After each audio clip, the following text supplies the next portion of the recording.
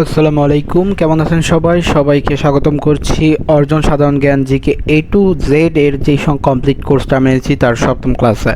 এবং আমরা ধারাবাহিকভাবে আজকে সপ্তম ক্লাসের চতুর্থ ক্লাসে আসছি, সেটা হচ্ছে জাহাঙ্গীরনগর জিকে যে চতুর্থ ক্লাস সেটা। তো আজকে আমাদের কোর্সের ওভারঅল সকল বিষয়ে রেগুলার ক্লাস হচ্ছে এবং ইতিমধ্যে কিন্তু আমরা 6টা ক্লাস 6টা পরীক্ষা শেষ করে ফেলছি। তো চলেন আসলে বেশি কথাবার্তা না বাড়িয়ে তো ক্লাস শুরু করার আগে যদি আপনারা এই কোর্সে ভর্তি হতে চান, দেখেন যে আসলে আমাদের এই কোর্সটি হচ্ছে ICC 24, 25, 26, 27, 28 যে কোনো ব্যাচের জন্য আপনি হন না কেন আপনি করতে পারবেন। সেকেন্ড টাইমার, থার্ড টাইমার অথবা ফার্স্ট টাইমার অথবা প্রি অ্যাডমিশন, এবং বর্তমান সায়েন্স, কমার্স, আর্টস যে কোনো গ্রুপের স্টুডেন্টের জন্য এটা প্রযোজ্য। পাশাপাশি আপনি চাইলে এখানে ভর্তি হওয়ার মাধ্যমে আপনি বাংলাদেশ জিকে ক্লাস পাচ্ছেন 20টি, আন্তর্জাতিক জিকে ক্লাস পাচ্ছেন 20টি, স্পেশাল জিকে ক্লাস পাচ্ছেন 30টি, মৌলিক জিকে ক্লাস অর্থাৎ গুচ্ছ রিলেটেড যে ক্লাস ওটা পাচ্ছেন 20টি, এবং স্পেশাল জিকে 30টির ভিতরে অলরেডি কিন্তু আজকে সপ্তম ক্লাস চলছে, এবং সাম্প্রতিক জিকে ক্লাস পাচ্ছেন 10টি, এবং এছাড়া মোট 100টি পরীক্ষা এবং 5টি গাইডলাইন সেশন। তো আপনারা অবশ্যই কোর্সে ভর্তি হতে পারবেন। কোর্সে ভর্তি হতে 013030222944 এই নম্বরে যোগাযোগ করবেন। তো চলেন, অনেক কথাবার্তা হলো, এবার আমরা ক্লাসে চলে যাই। এছাড়া সরাসরি ভর্তি হতে চাইলে এই যে কিউআর কোডটা আছে এটা স্ক্যান করবেন, এটা স্ক্যান করে আপনারা ভর্তি হতে পারবেন। তো চলেন, আজকে যে আমাদের সপ্তমটা টপিক সেটা হচ্ছে কি আমাদের লোক প্রশাসন, এবং এটা জাহাঙ্গীরনগর বিশ্ববিদ্যালয়ে আসার মতো একটা প্রশ্ন এবং টপিক, যেখান থেকে আসলে প্রতি বছর প্রশ্ন হয় এবং আমরাও এটা থেকে আসলে প্রস্তুত করার আপ্রাণ চেষ্টা করে যাচ্ছি, এবং সেই আপ্রাণ চেষ্টার মাধ্যমে যাতে আপনারা নতুন কিছু শিখতে পারেন, এটা হচ্ছে আমাদের মূল লক্ষ্য। তো আমরা দেখি প্রশাসনিক কাঠামো, একটা প্রশাসনিক কাঠামো কীভাবে কী কাজ করে। প্রত্যেক বিভাগের শাসনভাগ বিভাগীয় কমিশনের উপর ন্যস্ত থাকে, অর্থাৎ একটি বিভাগে যিনি বিভাগীয় কমিশনার থাকে তার উপরেই বিভাগের শাসনভার ন্যস্ত থাকে, কারণ তিনি পুরো বিভাগটাকে পর্যালোচনা করে এবং কী কী প্রয়োজন বা কী কী না প্রয়োজন সব কিন্তু তার উপরই বলা যেতে পারে যে অন কাইন্ড অফ নির্ভরশীল থাকে। প্রশাসনিক বিভাগ সৃষ্টি হয় 1892 সালে। প্রশাসনিক বিভাগ অর্থাৎ বিভাগকে যে আসলে প্রশাসনিক আকারে, এই দাগগুলো খুব বড় পড়ছে, আমি একটু ছোট দেওয়ার চেষ্টা করি। তো এই যে প্রশাসনিক আকারে, তো এইটাকে আসলে বিভাগ হিসেবে সৃষ্টি করা হয়, এটা হচ্ছে 1892 সালে। স্বাধীনতার সময় দেশে বিভাগ ছিল 4টি, এবং বর্তমানে বিভাগ আছে হচ্ছে ডাবল, অর্থাৎ 4 গুণ 2 করলে আমরা যেটা পাচ্ছি সেটা হচ্ছে 8টি। তো আপনারা যদি শর্টকাট টেকনিক জানতে চান, স্বাধীনতার পূর্বে দেশে কয়টি বিভাগ ছিল, বর্তমান যা আছে তার হাফ, তাকে হাফ অর্থাৎ 2 দিয়ে ভাগ করলে হচ্ছে যত 4, অথবা পূর্বে যত ছিল আপনি যে কোনো একটা মনে রাখতে পারেন, সেটাতে 4 দিয়ে 2 দিয়ে গুণ করলে হয়ে যাচ্ছে বর্তমানটি, এবং সর্বশেষ হচ্ছে ময়মনসিংহ। এছাড়া প্রস্তাবিত বিভাগ ছিল হচ্ছে কুমিল্লা ও ফরিদপুর। তো আমরা আসলে খুবই ছোটোখাটো জিনিস শিখে ফেলছি, এবং আপনারা এইভাবে আসলে প্রত্যেকটি কোর্স করবেন। তো যে কোনো সমস্যার জন্য কিন্তু আপনারা এইভাবেই প্রত্যেকটা জিনিস আমাদের কাছে শুনে নিতে পারেন, এবং আমরা এইভাবেই আসলে ধরে ধরে পড়ানোর জন্যই আসলে এই কোর্সটি চালু করেছি। এবং আপনারা চাইলে প্লেলিস্টটাও দেখতে পারেন, প্লেলিস্টে কিন্তু অনেক কিছু সেইভাবে ধরে ধরে পড়ানো হয়েছে। তাহলে এবার দেখব জাতীয় সংসদ। জাতীয় সংসদের ইংরেজি নাম হচ্ছে হাউস অফ দি নেশনস। তো নেশন অনেকে এখানে এস ব্যবহার করে, যেমন আমি ভুলে বলে ফেলছি, এরকম অনেকে এখানে এস দেয়। এই এসটা একটু খেয়াল করবেন, এটা কিন্তু এস হবে না। আর ধরুন হচ্ছে এক কক্ষ বিশিষ্ট একটা আইনসভা, যেটা আসলে এইবার নির্বাচনে আপনারা গণভোট দিয়েছিলেন, তখন কিন্তু দ্বিকক্ষ আইনসভার একটা প্রস্তাবনা দেওয়া হয়েছিল, এখনও সেটা বাস্তবায়ন হয়নি, আশা করি ভবিষ্যতে হবে। প্রতীকটা হচ্ছে শাপলা, অবস্থানের শেরে বাংলা নগর, ঢাকা। ভিত্তিপত্র স্থাপন করে হচ্ছে আইয়ুব আলী খান 1962 সালে। স্থপতি হচ্ছে লুই আই কান, তিনি হচ্ছে এস্তোনিয়া বংশোদ্ভূত মার্কিন নাগরিক, তিনি হচ্ছে আসলে এইটার আর্কিটেক্ট ছিলেন। আয়তন হচ্ছে 215 একর এবং 9 তলা বিশিষ্ট হচ্ছে সংসদ ভবন। সংসদ ভবনের নির্মাণ শুরু করেন আইয়ুব খান 1962 সালে, এবং উদ্বোধন হয় হচ্ছে 28 জানুয়ারি 1962 রাষ্ট্রপতি আব্দুস সাত্তারের নেতৃত্বে। তো এইভাবে আসলে আপনারা হয়তো বা কনফিউশন হতে পারে যে আইয়ুব খান কীভাবে কি আসলে মানে সংসদের ভিত্তিপত্র স্থাপন করা হয়, তার মাধ্যমে তিনি আসলে এই উপদেশে একটা সংসদের বলা যেতে পারে যে একটা কিছু রাখতে চেয়েছিলেন, যে যেখান থেকে এখানে প্রতিনিধিরাও তাদের কার্যক্রম পরিচালিত করবে। তাহলে আশা করি এই যে কনসেপ্টটা এটা আপনারা বুঝতে পেরেছেন। এবার দেখি ক্রিসেন্ট লেক হচ্ছে জাতীয় সংসদের ভবনের পাশের একটি লেকের নাম। ক্রিসেন্টও চেনেন, আসলে চাঁদ আকৃতি যেটা। আসন হচ্ছে সংসদ সদস্যদের মধ্যে 350টি আসন, যা 300টি হচ্ছে সরাসরি নির্বাচিত হয়। অর্থাৎ জানেন যে এই বছর 12 ফেব্রুয়ারি 300টি আসনে আসলে নির্বাচন হয়েছিল, এবং সের পরে এই যে কিছুদিন আগে 50টি সংরক্ষিত আসনে কিন্তু নারী প্রার্থী ঘোষণা করে, এবং সেটার মাধ্যমে আসলে এটা হচ্ছে অন কাইন্ড অফ এটা হচ্ছে ইলেকশন অ্যান্ড এটা হচ্ছে সিলেকশন। অর্থাৎ ইলেকশনটা হচ্ছে জনগণ আসলে তারা ইলেক্ট করবে, আর সিলেকশন হচ্ছে এই যাদের জনগণ ইলেক্ট করতেছে তারা আসলে এদের সিলেক্ট করবে। জাতীয় সংসদের প্রথম নারী উপনেতা হচ্ছে সৈয়দা সাজেদা চৌধুরী। বান্দরবন, রাঙ্গামাটি, খাগড়াছড়ি 3টি জেলায় সংসদীয় আসন রয়েছে 1টি করে। কাস্টিং ভোট প্রদান করে স্পিকার, এগুলো কিন্তু আমরা ইংরেজি ক্লাসেও পড়েছি। অর্থাৎ আমরা এমন জিনিসই রেগুলার পড়তেছি যেটা আগের ক্লাসের সাথে কিন্তু কানেক্টেড কোনো না কোনোভাবে। এবং দ্বিতীয়ত হচ্ছে এই প্রত্যেকটা জিনিস হচ্ছে আমরা টপিক হয়ে দেখাচ্ছি। কেউ যদি আসলে চায় যে এই টপিকটা আমি পড়ে দেখব বা আমার একটু জাহাঙ্গীরনগর এই সম্পর্কে এটা পড়লে ভালো হয়, আপনারা কিন্তু পড়তে পারেন। এবং একটা জিনিস কি, ফ্রি সোর্স, ফ্রি রিসোর্স কীভাবে, এটা হচ্ছে আপনার বই কিন্তু প্রয়োজন হচ্ছে না। অর্থাৎ আপনি যদি এই ক্লাসটা ওভারঅল করেন, আপনার হয়তো বা 1000-1500 টাকার বই কেনা লাগতো সব মিলে। আপনার একটা নর্মাল জিকে বই হচ্ছে সেটা প্রায় যদি আপনি ভালো বই কেনেন তাও 600 থেকে 800 টাকা। একটা জাহাঙ্গীরনগর জিকে আছে ওইরকম 600 টাকা। একটা বিউপি জিকে আছে, গুচ্ছ আছে, আপনার বিভিন্ন সাম্প্রতিকতা সব মিলে অলমোস্ট 2000 টাকার ওভার যাবে। সেই 2000 টাকার জিনিসটা আপনাদের মাত্র আমি কয় টাকা দিচ্ছি, 499 টাকায়। আপনার ক্লাসগুলো তো ফ্রিতে করতেছেন, জাস্ট লেকচার শিট এবং এক্সাম দিতে হচ্ছে, কোর্স ফিটা দিতে হচ্ছে। যাই হোক, মন্ত্রিসভার অভিভাবক হচ্ছে সংসদগণ, সভাপতি হচ্ছে স্পিকার এবং অধিবেশন আহ্বান স্থগিত করা হচ্ছে রাষ্ট্রপতি। আচ্ছা ঠিক আছে, স্পিকার থাকাকালীন 2জন রাষ্ট্রপতি হন, সে হচ্ছে পঞ্চম অর্থাৎ আব্দুর রহমান বিশ্বাস এবং নবম হচ্ছে অ্যাডভোকেট আব্দুল হামিদ। অর্থাৎ আব্দুল হামিদ কিন্তু তিনি যার আসলে বাংলাদেশের স্পিকার ছিলেন, তিনি কিন্তু রাষ্ট্রপতি হয়েছেন 2 মেয়াদে। তিনি কিন্তু 2 মেয়াদে বাংলাদেশের রাষ্ট্রপতি হন এবং তিনি হাওড় অঞ্চলের লোক। পাশাপাশি হচ্ছে গণপরিষদ, অর্থাৎ সংসদের আগে যেটা নাম ছিল হচ্ছে গণপরিষদ। স্পিকার ছিলেন শাহ আব্দুল হামিদ, সভাপতি হচ্ছে মাওলানা আব্দুর রশিদ তর্কবার্গিস। কার্যক্রম চলেছে জগন্নাথ হল, ঢাবিতে। দ্যাটস মিন ঢাকা বিশ্ববিদ্যালয়। জাতীয় সংসদের প্রথম সংসদ নেতা ছিল হচ্ছে Sheikh Mujibur Rahman, speaker Mohammadullah, deputy speaker হচ্ছে মোহাম্মদ বাইতুল্লাহ। এবার আমরা দেখি আসলে আমরা সংসদে 3জন বিদেশি রাষ্ট্রপ্রধান ভাষণ দেন, আসলে তারা কে কে। প্রথমে হচ্ছে প্রেসিডেন্ট জোসেফ মার্শাল টিটো, তিনি হচ্ছে যুগোস্লাভিয়া এই দেশের নাগরিক ছিলেন এবং তিনি হচ্ছে 1973 সালে সংসদে ভাষণ দেন। এরপরে আসেন প্রেসিডেন্ট ভিভি গিরি, যিনি ভারতের প্রেসিডেন্ট ছিলেন, তিনি আসলে ভাষণ দেন 1974 সালে। এবং সর্বশেষ যিনি দেন হচ্ছে প্রণব মুখার্জি, ভারত, এবং তিনি হচ্ছে দেন 4 মার্চ 2013।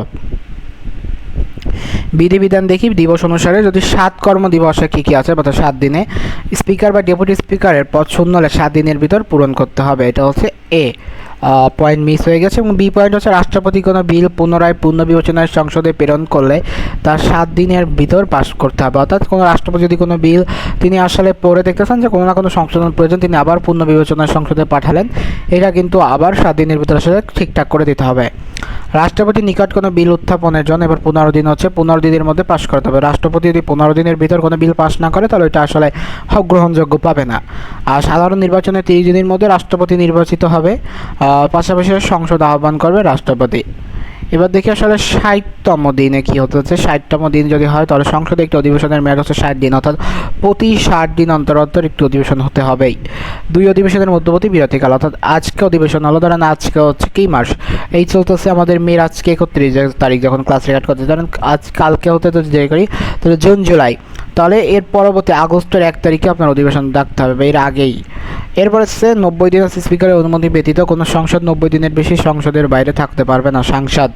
অর্থাৎ কোনো সদস্য শেষ যদি স্পিকার অনুমতি না দেয় তাহলে সে আসলে সংসদে আসতেছে না, 3 মাসের বেশি যদি না আসে তাহলে তার ওইটা বাতিল করে দেওয়া হবে। সংসদ ভেঙে গেলে নির্বাচন দিতে হবে কয়দিনের ভিতর, আপনার 90 দিনের ভিতর। এটা হচ্ছে সংসদ আসন শূন্য হলে, অর্থাৎ সংসদ আসন 90 দিনের ভিতর শূন্য হলে আসলে আবার পুনরায় সেই আসনে পূর্ণ উপনির্বাচনের মাধ্যমে সদস্য নির্বাচিত করতে হবে। তাহলে আমরা দেখেন আসলে কতটা সুন্দর করে এগুলো পড়ছি। এবং পাশাপাশি আপনাদের অনেকেরই হয়তো এই যে দেখেন উপরে এখানে 38টা পেজ দেখে আপনাদেরই মনে হতে পারে যে হারে কত বড় একটা শীট। বিশ্বাস করেন এটা যদি আমি ছোটো ছোটো করে লিখতাম সর্বোচ্চ 10 থেকে 15 পেজে চলে যেত। কিন্তু এই শীটটা বড় করার ইচ্ছা আছে, যেহেতু আমি শীট দিয়ে পড়াচ্ছি তো অবশ্যই আমাকে জিনিসটা সেইভাবে পড়াতে হবে এবং আমাকে সেই জিনিসটা ফাঁকা রেখে পড়াতে হবে যাতে আমি একটু লিখতে পারি, আমি একটু আপনাদের বিস্তারিত বলতে পারি। তো এই কারণে আসলে এই শীটটা তৈরি। আচ্ছা, বয়সসীমা দেখি যে আসলে কোনটার জন্য কোনটা বয়সসীমা প্রয়োজন। তো ভোটারের জন্য হচ্ছে সর্বনিম্ন 18 বছর বয়সসীমা প্রয়োজন এবং সর্বনিম্ন বয়সসীমা। পিএসসি চাকরি অর্থাৎ বাংলাদেশ সিভিল সার্ভিসের চাকরি প্রাপ্তের জন্য সর্বোচ্চ 21 বছর হতে হবে সর্বনিম্ন চাকরির বয়স। কোনো দেশের যদি প্রধানমন্ত্রী, মন্ত্রী, স্পিকার, ডেপুটি স্পিকার বা সংসদ সদস্য হতে হলে আপনার অ্যাটলিস্ট 25 বছর বয়স থাকতে হবে। রাষ্ট্রপতির জন্য হচ্ছে আপনার সর্বনিম্ন হচ্ছে 35 বছর এবং সর্বোচ্চ বয়স সীমা হচ্ছে 72 বছর। সরকারি চাকরিজীবীদের অবসর সীমা হচ্ছে 59 বছর এবং সরকারি বিশ্ববিদ্যালয়দের শিক্ষকদের অবসর সীমা হচ্ছে 62 বছর, অর্থাৎ তিনি 62 বছর অবধি সার্ভিস দিতে পারবেন। পাশাপাশি PSC chairman, Bangladesh civil service বা কর্ম কমিশন যেটা রয়েছে, চেয়ারম্যান ও সদস্য, বিচারপতি, প্রধান নির্বাচন কমিশনার বা বিশ্ববিদ্যালয়ের শিক্ষক অবসর সীমা হচ্ছে 65 বছর। একটা হচ্ছে সরকারি বিশ্ববিদ্যালয় আর একটা শুধু বিশ্ববিদ্যালয় বলা হয়েছে। এবং প্রধান বিচারপতি বা বিজ্ঞানীদের অবসরের বয়স হচ্ছে 67 বছর রাখা হয়েছে। এবার দেখি আসলে শপথ বাক্য। আমরা জানি যে কেউ আসলে কোনো নতুন পদে আদিষ্ট হলে তখন থেকে শপথ বাক্য পড়াতে হয়। তো এই শপথ বাক্যগুলো আসলে কে পড়ায়, তাই না? আমরা যদি একটু দেখি যে কাদেরকে শপথ বাক্য পড়ান, তো রাষ্ট্রপতি আসলে শপথ বাক্য পড়ান প্রথমত প্রধানমন্ত্রী এবং অন্যত মন্ত্রীদের, দ্বিতীয়ত স্পিকার ও ডেপুটি স্পিকারের এবং প্রধান বিচারপতি। তাহলে যদি অ্যাজ এ রাষ্ট্রপতি হিসেবে যদি আপনি কোনো রাষ্ট্রের দায়িত্ব গ্রহণ করেন তাহলে আপনি কার কার পড়াবেন? আপনি হচ্ছে প্রথমত প্রধানমন্ত্রী এবং তার নির্বাচিত যে সরকার আছে তো তার মন্ত্রীগণের ভিতর যে নির্বাচিত জন আছে, অর্থাৎ এমপি তো হচ্ছে 300 জন, কিন্তু মন্ত্রী তো আসলে 300 জন না, মন্ত্রী তো আসলে কম হবে। তো এই সকলকে আসলে পড়াবেন speaker and deputy speaker, speaker এবং ডেপুটি স্পিকার এবং পাশাপাশি প্রধান বিচারপতি, তিনজন আসলে রাষ্ট্রপতির কাছে তারা শপথ গ্রহণ করবে। চলে আসি এবার এই যে বিচারপতি তিনি কাকে কাকে পড়াবেন? প্রধান নির্বাচন কমিশনার এবং কমিশনারগণকে, অর্থাৎ নির্বাচন কমিশনার পাশাপাশি তার যে অন্যান্য কলিগ আছে তাদেরও তিনি পড়াবেন। পিএসসি চেয়ারম্যান এবং সদস্যবৃন্দকে, অর্থাৎ পিএসসি অর্থাৎ বাংলাদেশ কর্ম কমিশনের যে আছে সিভিল সার্ভিস, তো একেও পড়াবেন। পাশাপাশি হচ্ছে সংসদ তাদের যে সদস্যবৃন্দ আছে তাদের ওপর শপথ পড়ানোর দায়িত্ব প্রধান বিচারপতির। অন্যান্য বিচারপতি অর্থাৎ তার যেই জুনিয়রগুলো আছে বা তার যেই লো গ্রেডেড, অর্থাৎ লো গ্রেড বলা যাচ্ছে না, তার থেকে যে পদমর্যাদার থেকে একটু কম পদমর্যাদা বা তারা একটু তাদের প্রমোশন লেভেলটা হয়তো বা তার মতো না, তাদের আসলে পড়াবে। মহাহিসাব নিরীক্ষককেও তিনি পড়াবেন এবং পাশাপাশি স্পিকার পড়াবে হচ্ছে রাষ্ট্রপতিকে এবং সংসদ সদস্যকে, অর্থাৎ কোনো সংসদ সদস্য আসলে তাকে পড়াবে। অর্থাৎ 300 জন সংসদ সদস্যকে কিন্তু শপথ পড়াচ্ছে স্পিকার। কিন্তু এর ভিতরে আবার কিছু আছে, ধরেন 50 জনের মন্ত্রিসভা হলো, এইদের পড়াবে আবার রাষ্ট্রপতি। আবার এই যে রাষ্ট্রপতিকে শপথ বাক্য পড়াবেন কে? স্পিকার। অর্থাৎ আপনি দেখেন একটা কিন্তু আপনার পাজল হয়ে যাচ্ছে। তো কোনো কারণে এই জিনিসটা কোনো কনফিউশন তৈরি না করে ফেলে, আমরা খুবই ধরে ধরে পড়াচ্ছি এবং খুবই বিস্তারিতভাবে পড়াচ্ছি। দেখেন আসলে এইভাবে কেউ খুব কমই পড়ায়। প্রথমত হচ্ছে এরকম রিসোর্সেস পাওয়া খুব কঠিন, কারণ এরকম রিসোর্সেস পাওয়া এত এখনকার সময় হয়তো বা খুব একটা সহজ না, কারণ এটার পিছনে যে এফোর্টটা দিতে হয় ওটা কোনো শিক্ষক দিতে চায় না। আর দ্বিতীয়ত হচ্ছে তারপরে জিনিসটা দেওয়ার পর এটা যদি কেউ না পড়ে আসে সে কিন্তু পড়াতে পারবে না। তো অবশ্যই এটা পড়ে পড়াতে গেলে আপনার সেই রকম এফোর্ট দিতে হবে। এবং পাশাপাশি এটার ভিতরে যে ইন্টার কানেকশনগুলো আছে এইগুলোকে আপনার বের করতে হলে আপনার এটা নিয়ে রিসার্চ করতে হবে। তো without any kind of research you can not find the shortcut technique. তো আপনি আসলে কোনোভাবেই পারবেন না এটা বের করতে। সো দেখি এবার আসলে পদত্যাগপত্র জমা দেন। অর্থাৎ আপনি জানেন যে 5ই আগস্ট 2024 আপনার দেশের একজন খুবই খ্যাতিমান লোক কিন্তু তিনি আসলে ক্ষমতা থেকে চলে গিয়েছিল, বা আমরা বলতে পারি যে তাদের যে কর্মী আছে তাদের বাসায় তারা হচ্ছে কি গিয়েছিল, বৈদেশিক সফরে গিয়েছিল। তো আসলে পৃথিবীতেই প্রথম কোনো রাষ্ট্রপ্রধান যে বৈদেশিক সফরে যাওয়ার আগে রাষ্ট্রপতির কাছে একটা পদত্যাগপত্র দিয়ে যায়। এটা আসলে আইরনি ছিল, কিন্তু আমরা দেখি যে আসলে কার কাছে কি দেয়, তাই না? তো স্পিকারের নিকট আসলে জমা দেন হচ্ছে রাষ্ট্রপতি। তো রাষ্ট্রপতি যদি বলে যে ভাই শেষ, আমার আর সম্ভব না, দেশের প্রতি আপনার দেশ আপনি দেখেন, আমি রাষ্ট্রপতি আর গালি খেতে রাজি না। ওই যে দেখেন না যে যখন আসলে অন্তর্বর্তীকালীন সরকার ছিল প্রতিদিন কোন না কোন আন্দোলন হচ্ছিল, তো তখন রাষ্ট্রপতির বাসাও কিন্তু ঘেরাও করা হচ্ছিল। এখন আসলে তাদের হয়তো বা দাবি দাওয়া মেনে নেওয়া হয়েছে, তাদের দেখা যাচ্ছে না। পাশাপাশি দেখি সংসদ সদস্যদের, অর্থাৎ কেউ সংসদ সদস্য যদি চান, ধরেন কোনোভাবে কোনো সংসদ সদস্য মনে হলো যে না এই যে সংসদ যে এজেন্ডা নিয়ে এসেছিলাম এরা আমার এজেন্ডা বাস্তবায়িত করতে দিচ্ছে না, তখন সে চাইলেই পদত্যাগপত্র দিতে পারে এবং 90 দিনের ভিতরে তার ওইখানে আবার উপনির্বাচন হয়ে যাবে। কেন আমরা দেখেছি। এবার দেখি রাষ্ট্রপতির নিকট সেটা হচ্ছে মন্ত্রীগণ, রাষ্ট্রপতির নিকট হচ্ছে মন্ত্রীগণ দিবেন, স্পিকার দিবে। অর্থাৎ এই স্পিকার সাহেব তিনি যদি দেখেন যে আসলে তিনি গালিগালাজ খুব বেশি খাচ্ছেন, যে স্পিকারকেই সকলে অপছন্দ করতেছেন, তখন তার আসলে ওই আসনে থাকার কথা মানেই হয় না, সে আসলে বলবে যে আই এম সরি, আমার দ্বারা সম্ভব না। এবং প্রধানমন্ত্রীর নিকট করবেন হচ্ছে গভর্নর, দ্যাটস মিন হচ্ছে বাংলাদেশ ব্যাংকের যিনি আসলে হেড অফ ব্যাংক, তাকে আসলে ব্যাংকিং সেক্টর বা ব্যাংকিং ভাষায় বলা থাকে গভর্নর। তো গভর্নর আসলে প্রধানমন্ত্রীর কাছে পদত্যাগপত্র দিবেন যদি দেশের কোনো খাতে ব্যাংকিং সেক্টরে কোনো ধরনের ঝামেলা দেখতে পায় এবং তিনি সেটার আসলে দায়ভার দেখাতে চান, তিনি চাইলেই প্রধানমন্ত্রীর কাছে একটা পদত্যাগপত্র দিয়ে আসতে পারেন। এবার দেখি কাজ, তাই না? আমরা কিন্তু খুবই আসলে দেখেন এই শীটটা আমাদের যখন আসলে এখন তো মাউস দিয়ে দাগিয়ে দিকে পড়াচ্ছে, ইনশাল্লাহ আমরা খুব শীঘ্রই হয়তো একটা গ্রাফিক্স ট্যাব কিনে ফেলবো এবং সেই গ্রাফিক্স ট্যাবে যখন ক্লাস নিব দেখবেন আরও এরকম সুন্দর সুন্দর করে লিখবো, সুন্দর হাতের লেখায় লিখবো। তো দোয়া করবেন, আসলে ক্লাস করবেন, কমেন্ট করবেন এবং পাশাপাশি আমাদের জন্য দোয়া করবেন যে আমাদের যে ক্লাসগুলো এটা যেন একটু বেশি বেশি লোকের কাছে পৌঁছায়। আমাদের মূল লক্ষ্যই হচ্ছে আসলে যে স্টুডেন্টটা সে হয়তো বা কোনো অজপরা গায়ে পড়ে আছে, যার থেকে হয়তো বা তার সেই কোচিং সার্ভিসটা সে ইনশিওর করতে পারতেছে না, অথবা তার কাছে হয়তো বা সেই স্বপ্নটা রয়েছে যে আমি হয়তো বা পাবলিক বিশ্ববিদ্যালয়ে একটা সিট পেতে পারি, কিন্তু কোনো না কোনো কারণে তার মনে ওই ক্ষুণ্ণতা রয়ে যাচ্ছে যে আমার ওই কোনো শহরের সহপাঠী বা আমারও কোনো বিভাগের সহপাঠী যে হয়তো বা ভালো কোচিং বা ভালো মেন্টরের কাছে পড়তে পারছে এবং তার হয়তো বা আমার থেকে বেশি অ্যাডভান্টেজ হচ্ছে। আমরা এই যে ডিলিউশন এটাই ভাঙার লক্ষ্যে এই কোর্সটা বা এই চ্যানেলটার তৈরির মূল লক্ষ্য। অর্থাৎ আমার জন্য আসলে আমার যে মেইন টার্গেট সেটা হচ্ছে সবার জন্য শিক্ষা। এই টাইটেলটা আপনারা তো জানেন। শিক্ষা আসলে জিনিসটা কোনোদিনই আপনি কোনো একটা স্পেশাল ফ্যাসিলিটিস দিয়ে আটকায় রাখতে পারবেন না। আপনি দেখবেন যে কোনো একটা প্রজন্ম, আমি আমার গ্রামের উদাহরণ দিই, আমার গ্রামে যে প্রজন্ম আসলে সরকারি চাকরি বা তার আমলাতন্ত্রে আছে তাদের পরবর্তী দুই প্রজন্ম কিন্তু খুবই ভয়াবহ পরিস্থিতিতে দেখা গিয়েছে। কারণ কি, ওই যে এক পুরুষ হচ্ছে খেটে মরে, এক পুরুষ হচ্ছে বলে যে না যে এক পুরুষ হচ্ছে সেটা সেভ করে, আর এক পুরুষ হচ্ছে এটা ভোগ করে, আরেক পুরুষ হচ্ছে সেটা কি সে আসলে একদম জিরোয় চলে যায়। অর্থাৎ আপনার দাদা কামাইছে, আপনার বাবা খাচ্ছে, আপনি একদম জিরো, আপনার আবার জিরো থেকে শুরু করতে হবে। এখন আপনি কামাবেন, আপনার ছেলে খাবে, আবার তার পরবর্তী বংশধর আবার জিরো হয়ে যাবে। তো এই জন্য পড়াশোনার ক্ষেত্রটা এটা যে আপনার যে টাকা পয়সা আছে বলেই আপনি পড়াশোনা করতে পারবেন ওটা কোনোদিন সম্ভব না। আপনি জানেন কি না যে বলা যেতে পারে যে পাবলিক বিশ্ববিদ্যালয়ের চান্স পেতে যেই ম্যাটেরিয়ালগুলো প্রয়োজন, with book and with lecture sheet and exam, all are available in YouTube. আপনি যদি জাস্ট একটু আপনার সার্চ করতে হবে, অর্থাৎ আপনি যদি সার্চ করার টেকনিকটা জানেন যে আপনি এই টপিকটা পড়তে চাচ্ছেন, আপনি সার্চ দেন, দেখেন ইউটিউবে আছে। এবং আমি আমার যে কোনো একটা বই কেনার ক্ষেত্রে একটা জিনিস করি, সেটা হচ্ছে কি আমি চলে যাই রকমারি অথবা যে কোনো বইয়ের ওয়েবসাইট, আমি গিয়ে ওদের সূচিপত্রটা দেখি। তো সূচিপত্র দেখলে আমি বুঝতে পারছি যে আমার কী কী পড়তে হবে। আসলে একটা জিনিস কি, অ্যাডমিশনে চান্স পেতে হলে কোনো 100% পড়া লাগে না। অ্যাডমিশনে দেখেন যে চান্স পেয়েছে কিন্তু 100 পায় না, ও 70 থেকে 80% মার্ক এনশিওর করে। তো আপনার যে 70 থেকে 80% মার্ক এনশিওর করতে যেই টপিকগুলো পড়া লাগবে, অর্থাৎ আপনি যেগুলো ভালো করে পারেন ওইগুলো তো পারতেই হবে, এছাড়া যেগুলো পারেন না ওগুলো পড়তেই হবে, বুঝতে পারছেন? তো এই জন্য আপনাকে সেইভাবেই কাজ করতে হবে। এই ক্লাসগুলো যে আপনারা করছেন বা ক্লাসগুলো পারছেন, অনেকে হয়তো বা মনে হতে পারে আরেকটা জিনিসকে অনেকে দেখছি এই জন্য কোর্স ফি নেয়, স্টুডেন্টরা আসলে আগ্রহী না, তারা ফ্রি ক্লাস, কোনো ধরনের কোনো এফোর্ট নাই। কিন্তু টিচার্স কিন্তু এখানে দেখেন আমার এই ক্লাসটা যদি 1 ঘন্টা প্লাস যায়, আমার কিন্তু 1 ঘন্টা ক্লাস কথা বলা লাগছে। এই লেকচার শিটটা তৈরি করতে আমার অলমোস্ট 2 থেকে 3 ঘন্টা লেগেছে। আমি 1 ঘন্টা কথা বলতেছি, 30 মিনিট আমার এডিট করতে লাগবে, আপলোড মিলে তাহলে আপনার একটা ক্লাসের পিছনে আমার অলমোস্ট 4 থেকে 5 ঘন্টা যাচ্ছে।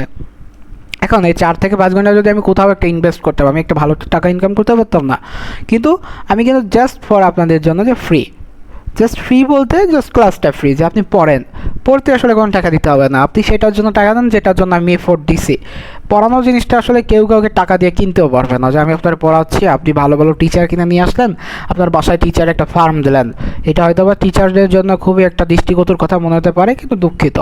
তো টিচারদের আপনি একটা বাসায় ফার্ম দিলেন, আপনি সব জাতের একটা টিচার রাখলেন, ওই অনেকে গরুর ফার্ম করে না, তো সব জাতের একটা গরু থাকে, তো আপনি সব জাতের একটা টিচার রাখলেন, রাখার পর আপনি প্রতিদিন এক একটা জাতের টিচার দিয়ে পড়লেন, কাজ হবে না।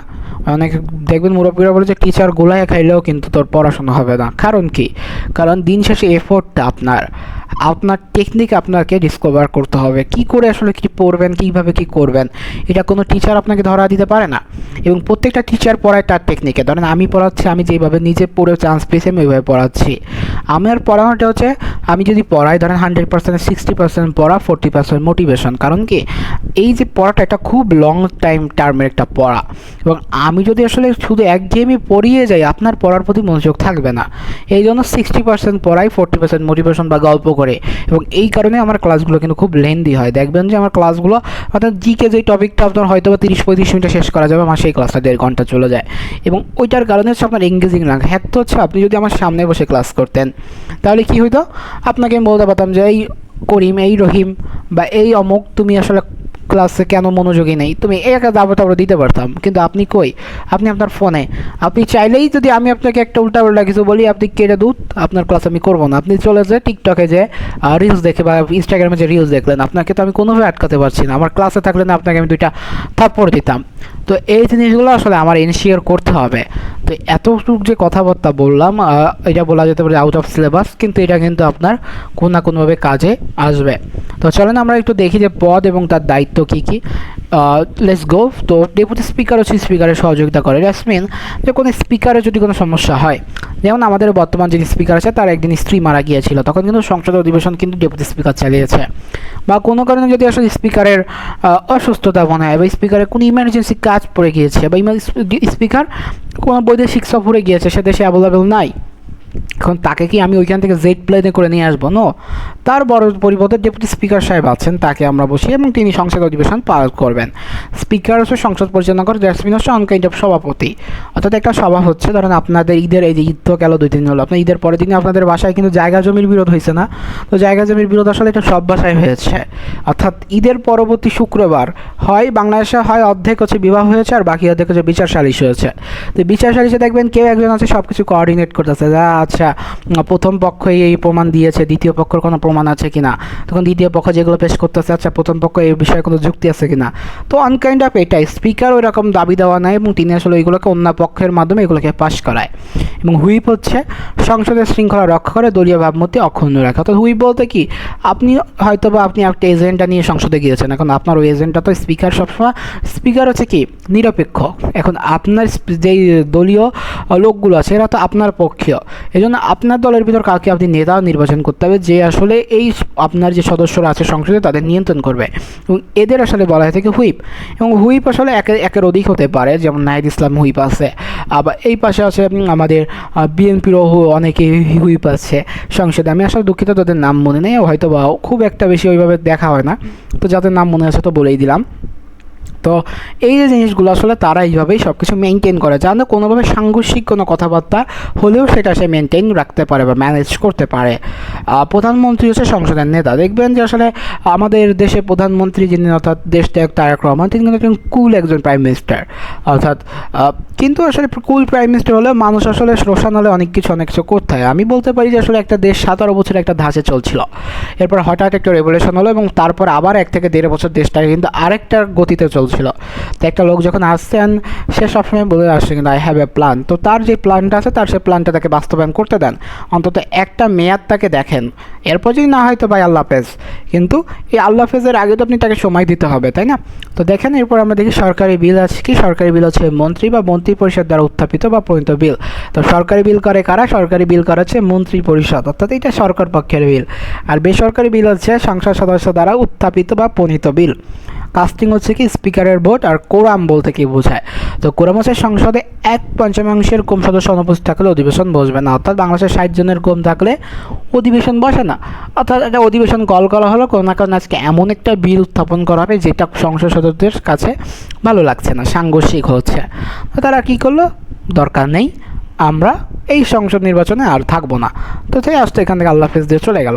তো এইটার মাধ্যমে কিন্তু হলো, যদি এখন দেখেন যে 60 জনের কম হলো, তো 60 জনের কম হলে স্পিকার বলবো যে ভাই আসলে আজকে যে সংখ্যাগরিষ্ঠ যাদের থাকা উচিত ছিল তারা নেই, এখন আপনারা বিল উত্থাপন করলে তো পরবর্তীতে এটা তারা চাইলে বাতিলও করতে পারে।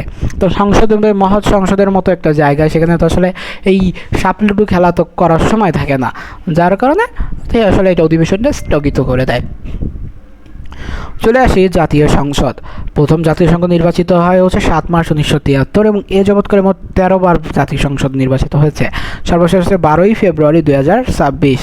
12ই ফেব্রুয়ারি 2000 এই বছরই তো নির্বাচন হয়েছে। তো প্রথম 11তম নির্বাচন হয় হচ্ছে 30 ডিসেম্বর 2018। ওই দিনটা আমার খুব মনে আছে, আসলে যাই হোক সেটা অন্য একদিন শোনাবো। 12তম নির্বাচন হচ্ছে 2024 সালের 7ই জানুয়ারি। এই টাইমে আমার অ্যাডমিশন চলতেছিল। এই অ্যাডমিশন টাইমে আমি তৎকালীন সময় দেখেছিলাম যে অনেকে আসলে ভোট দিতে গিয়েছিল, কিন্তু আমি অ্যাডমিশন তখন ভোটার হয়েছিলাম না। এবং একদম সর্বশেষ যেটা আসলে যৌবনের প্রথম ভোট, কার পক্ষেও কিটা নাই বলি, তো সেটা দিয়েছিলাম হচ্ছে 12ই ফেব্রুয়ারি 2026, এবং সেটা এই বছরই অনুষ্ঠিত হয়েছিল।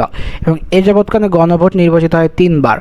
গণভোট নির্বাচিত হয়েছে 3 বার, এবং সর্বশেষ গণভোট হয়েছে কিন্তু আরেকবার। সেটা কি আপনি জানেন যে জুলাই 7 বাস্তবায়নে হ্যাঁ বা না আপনি কিন্তু একটা ভোট দিয়েছেন, তাহলে এখন কিন্তু গণভোট 4 বার হয়ে যাচ্ছে। তারপরে এটা রিচেক করে নেবেন, এটা রিচেক করার অনুরোধ রইল। লেটস গো ফর, আমরা দেখি আসলে কবে কি গণভোট হয়েছিল। হ্যাঁ দেখছেন দিয়ে দিয়েছে। তাহলে আমরা লাস্ট যেটা আছে সেটা হচ্ছে 2026 সালে, সেটা কি জুলাই সনদ বাস্তবায়নের একটা গণভোট হয়েছিল।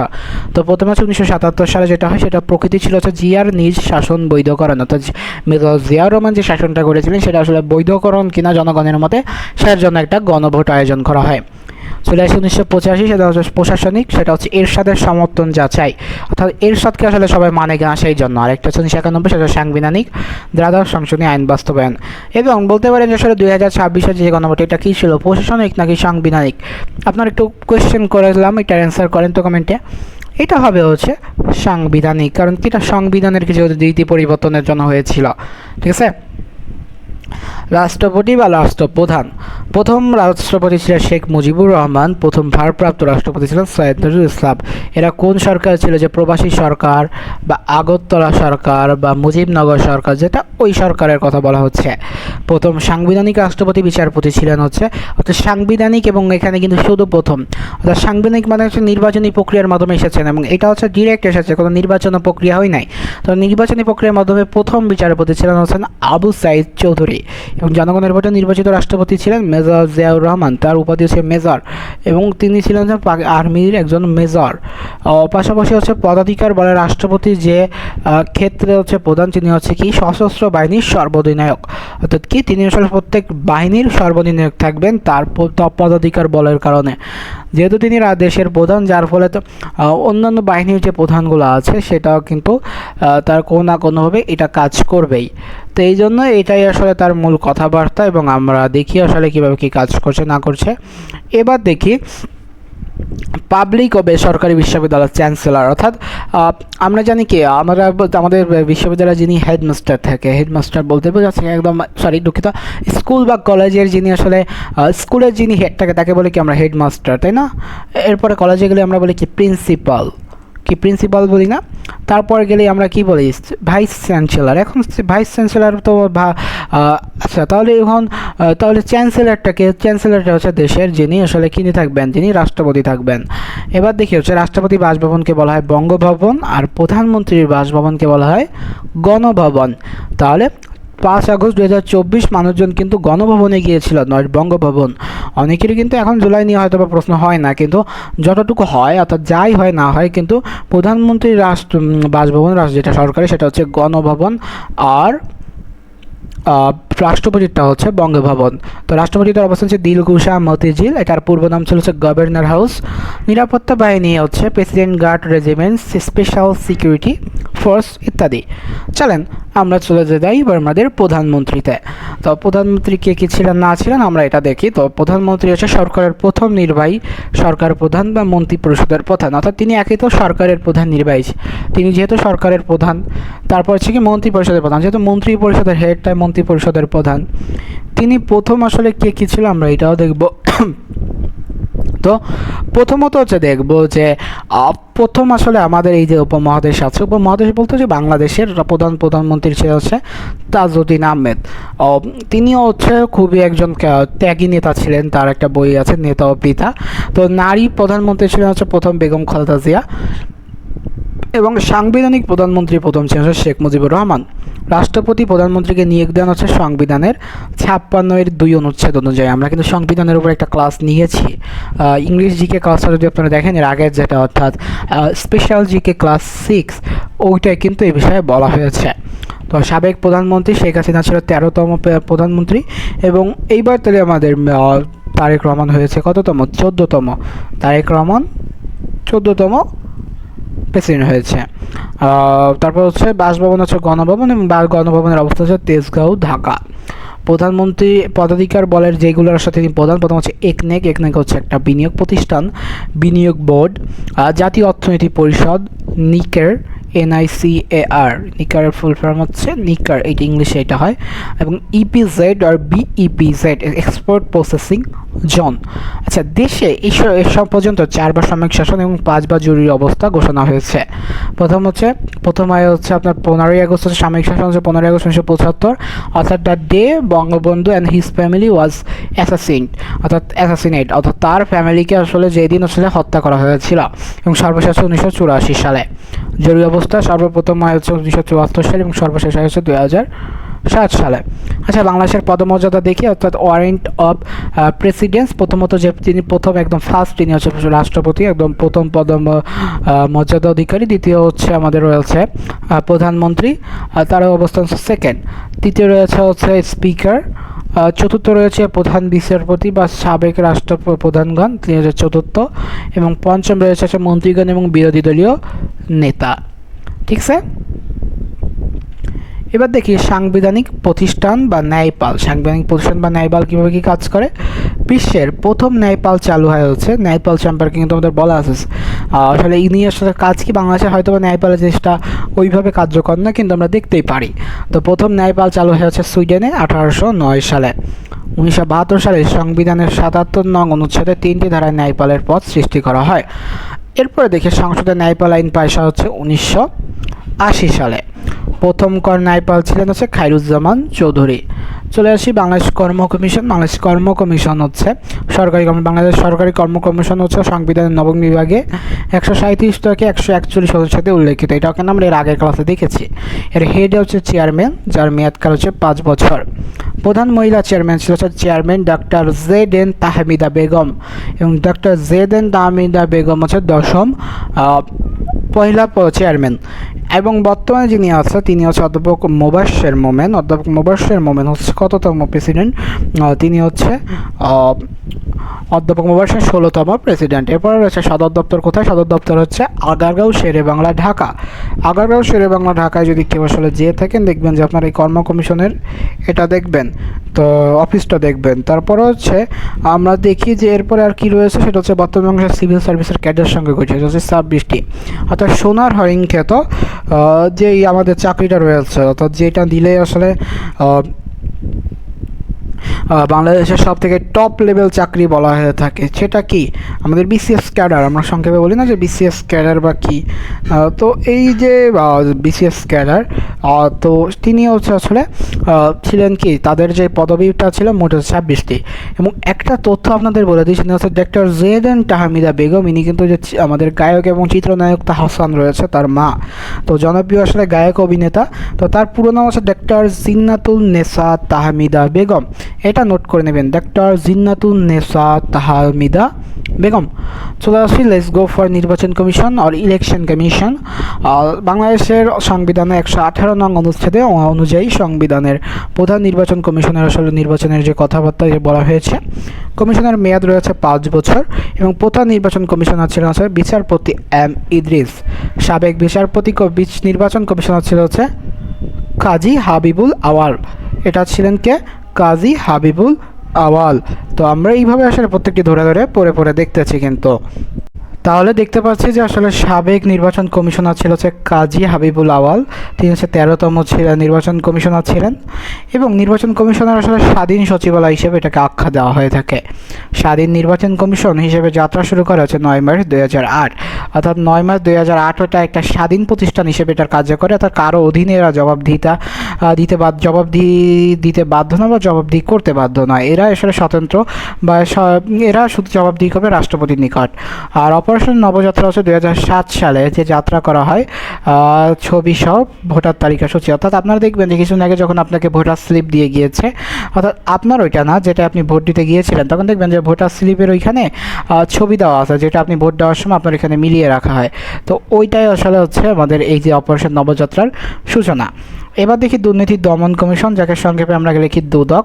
তো দুদকের আসলে সেটা হচ্ছে এদের কাজ, ধরেন আপনার কাছে আপনার আয় বহির্ভূত 5 কোটি টাকা আছে। এখন দুদককে কেউ না কেউ ইনফরমেশন দিল যে আসলে আমার বন্ধু মিস্টার রহিমের কাছে 5 কোটি টাকা আছে বা মিস্টার করিমের কাছে 5 কোটি টাকা আছে। তো এখন দুদক আপনাকে একটা চিঠি পাঠাবে যে আচ্ছা মিস্টার করিম বা মিস্টার রহিম, আপনি আসেন আমাদের সাথে একটু বসেন। অনকাইন্ড বলতে পারেন যে চা পানির একটা দাওয়াত দিল আপনাকে।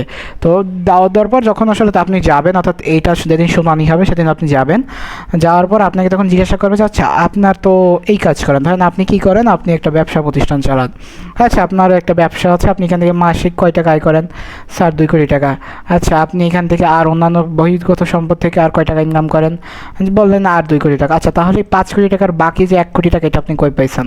এখন এটা যদি আপনি হিসাব দিতে না পারেন, এই টাকার আপনার ট্যাক্স দিতে হবে, দেওয়ার মাধ্যমে আসলে আপনি এটা বৈধ হবে এবং এটা আপনার জন্য আপনার ইমেজের ক্ষেত্রে খারাপ, এবং আপনি যদি এটা অস্বীকার করেন তাহলে সম্পূর্ণ টাকা তারা সিজ করে দেবে। এবং ওই যে আপনার যে বন্ধুটা ইনফরমেশন দিচ্ছে ও কিন্তু কোনো না কোনো পার্সেন্টেজ পাবে। তো যাই হোক, জাতীয় সংসদে এই আইন পাশ হয়েছে 17 ফেব্রুয়ারি 2004। গঠন বা যাত্রা শুরু করা হচ্ছে 21 নভেম্বর 2004 হতে। পূর্ব নাম ছিল দুর্নীতি দমন ব্যুরো, সেখান থেকে হচ্ছে দুর্নীতি দমন কমিশন হয়েছে। তো সদস্য হচ্ছে একজন চেয়ারম্যান এবং 2জন সদস্য থাকে, যাদের মেয়াদকাল হচ্ছে 4 বছর, এবং নিয়ন্ত্রক হচ্ছে প্রধানমন্ত্রীর কার্যালয়। প্রথম চেয়ারম্যান ছিলেন হচ্ছে বিচারপতি সুলতান হোসেন খান। বর্তমান চেয়ারম্যান হচ্ছে আব্দুল মোমেন, যিনি 7ম। এরপর হচ্ছে মহাহিসাব নিরীক্ষক বা নিয়ন্ত্রক। যদি দেখি যে এদের কাজকে আসলে সকল হিসাব নিরীক্ষণ করে। তো এদের বিষয় সংবিধানের 127 থেকে 132 নং অনুচ্ছেদে বলা হয়েছে। তো কম্পট্রোলার অ্যান্ড অডিটর জেনারেল, তো দুঃখিত আসলে প্রোনাউন্সিয়েশনের জন্য, তো কন্ট্রোলার এবং হচ্ছে অডিটর জেনারেল যেটা আছে, তো এটা আসলে পূর্ণরূপ, এবং নিয়ন্ত্রক হচ্ছে অর্থ মন্ত্রণালয়। তো এই যে আমাদের যে কন্ট্রোলার আছে এবং যে অডিটর জেনারেল, এদের আসলে নিয়ন্ত্রক করে হচ্ছে অর্থ মন্ত্রণালয়। পদ সৃষ্টি হচ্ছে 1973 সালে, এবং বর্তমান মহাসচিব বা নিয়ন্ত্রক হচ্ছে নুরুল ইসলাম, যিনি 13তম। তথ্য কমিশন আইন পাস হয়েছে 29শে মার্চ 2009, অর্থাৎ জাতীয় সংসদে। তথ্য কমিশনের কাজ কি? অর্থাৎ আপনি একটা দেশের নাগরিক হিসেবে আপনার কিন্তু তথ্য পাওয়ার একটা অধিকার আছে। তো এই তথ্য পাওয়ার অধিকার কি? ধরেন আপনি যে তথ্যটা কোনো একটা সরকারি কোনো তথ্য অর্থাৎ কনফিডেন্সিয়াল না হলে হলো, অর্থাৎ যেটা আসলে দেশের ক্ষয়ক্ষতি করবে এমন তথ্য না হলে হলো। আপনি যদি এখন জিজ্ঞেস করেন যে বাংলাদেশের কয় কোটি সম্পদ আছে যেটা আসলে আমাকে দিতে পারে, বা আমি বাংলাদেশের কোথাও জমি পেতে পারি কিনা যেটা সরকারি মালিকাধীন নাই, এই সব জিনিস তো আপনার দিবে না। বা আপনার কেমন করে বাংলাদেশের সেনাবাহিনীতে কয়টা ট্যাঙ্ক আছে, কতজন সৈনিক আছে, এটা দিলে কেউ যদি আপনি বাইরের শত্রুদের দেন, তারা তো সেইটা প্রস্তুতি নিয়ে আসবে। যাই হোক, এটা অনকাইন্ড অফ একটা ধরেন যে কোনো একটা উদাহরণ দিলাম। তো এই যে তথ্য কমিশন আসলে আপনার দেশের সম্পর্কে বিভিন্ন তথ্য প্রদান করে থাকে। তো গঠন ও যাত্রা হচ্ছে 1 জুলাই 2009। সদস্য হচ্ছে একজন প্রধান তথ্য কমিশন এবং 2জন সাধারণ সদস্য থাকে। এদের নিয়োগ দিয়ে থাকেন রাষ্ট্রপতি, এবং 5ম তথ্য কমিশনার হচ্ছে আব্দুল মালেক। জাতীয় মানবাধিকার কমিশন প্রতিষ্ঠা হচ্ছে 1 সেপ্টেম্বর 2008। কার্যক্রম শুরু করে 1 ডিসেম্বর 2009। অর্থাৎ অলমোস্ট আপনার হচ্ছে 2 মাস, আর এই হচ্ছে 1 বছর, অলমোস্ট 13-14 মাস পরে এরা কার্যক্রম শুরু করে। তো সদস্য হচ্ছে 3জন। বর্তমান হচ্ছে ডক্টর কামাল উদ্দিন আহমদ, যার মেয়াদ ছিল মাত্র 3 বছর।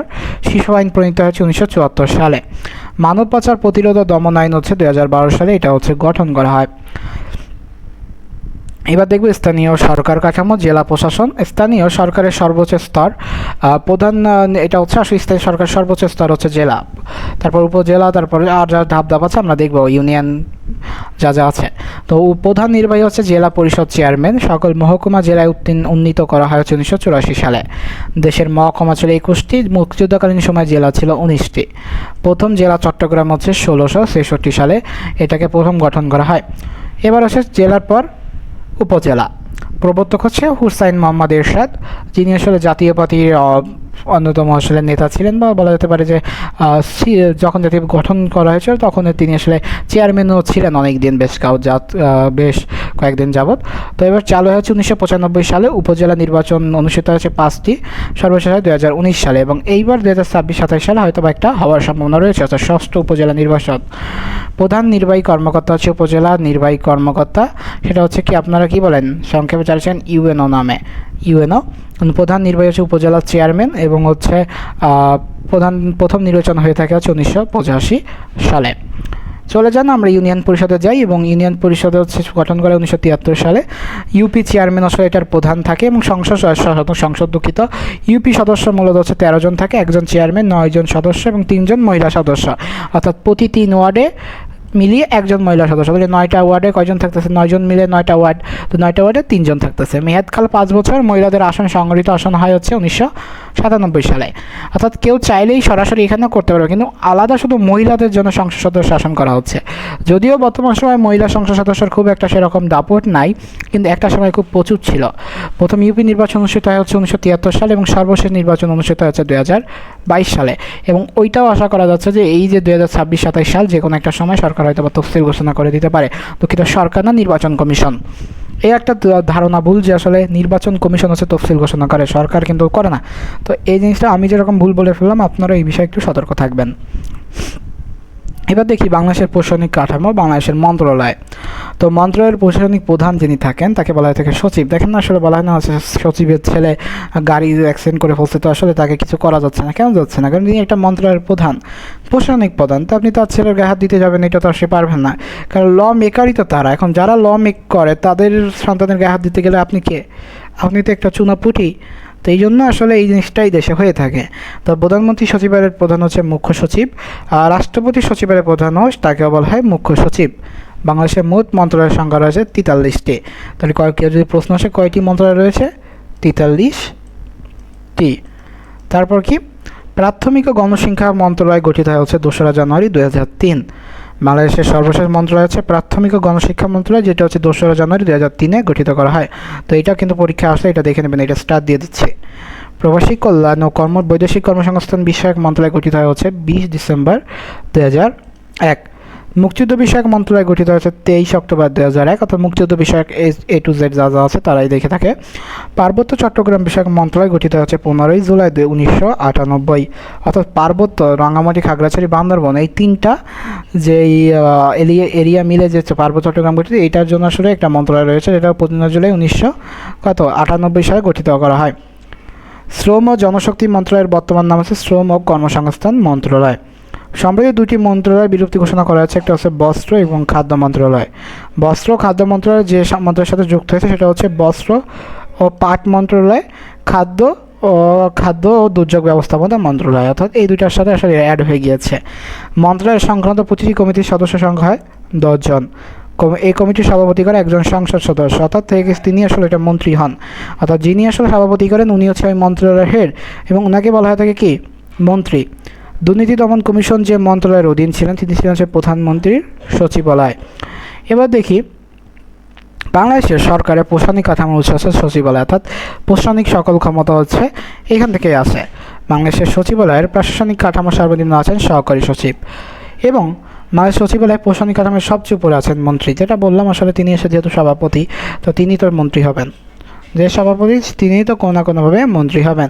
এই অবধি ক্লাসটা কেমন লাগছে জানাবেন। ক্লাসটা কিন্তু অনেক দূরে এগিয়ে গেছে, কেমন লাগছে জানাতে কিন্তু বলবেন না। তো আমরা দেখি বাংলাদেশের বিচার বিভাগ এটা কীভাবে কী কাজ করে। তো বাংলাদেশের সর্বোচ্চ আদালত হচ্ছে সুপ্রিম কোর্ট। সুপ্রিম কোর্ট আবার 2 ভাগে বিভক্ত, আপিল বিভাগ এবং হাইকোর্ট বিভাগ। আমরা কিন্তু ইংলিশ ক্লাসে পড়ছি, অর্থাৎ 6 নম্বর ক্লাসে এগুলো পড়ছি। তো যারা এই ক্লাসটা করছেন তাদের জন্য কিন্তু রিভিশন হয়ে যাচ্ছে। তো প্রধান বিচারপতিকে নিয়োগ দিয়ে থাকেন রাষ্ট্রপতি, আমরা দেখেছি। আপিল বিভাগে বর্তমান বিচারপতি রয়েছে 8 জন, হাইকোর্ট বিভাগে বর্তমান বিচারপতি রয়েছে 97 জন। সুপ্রিম কোর্টের হাইকোর্ট বিভাগের নারী বিচারপতি রয়েছে কয়জন? 7 জন, মাত্র 7 জন। বিচারপতিদের সর্বোচ্চ বয়সসীমা 67 বছর, আগে ছিল 65 বছর। বাংলাদেশের প্রথম বিচারপতি ছিলেন হচ্ছে ASM সায়েম। ASM সায়েম ছিলেন হচ্ছে প্রথম বিচারপতি। বাংলাদেশের বর্তমান প্রধান বিচারপতি সৈয়দ রেফাত আহমেদ 25তম। এবং এটা আসলে বর্তমান কে আছে এটা আপনারা চেক দিয়ে নেবেন, কারণ এটা আপডেট হয়, লাস্ট বা লেটেস্ট এটা আপডেট হয়। তো এটা একটু আপনারা দেখে নেবেন।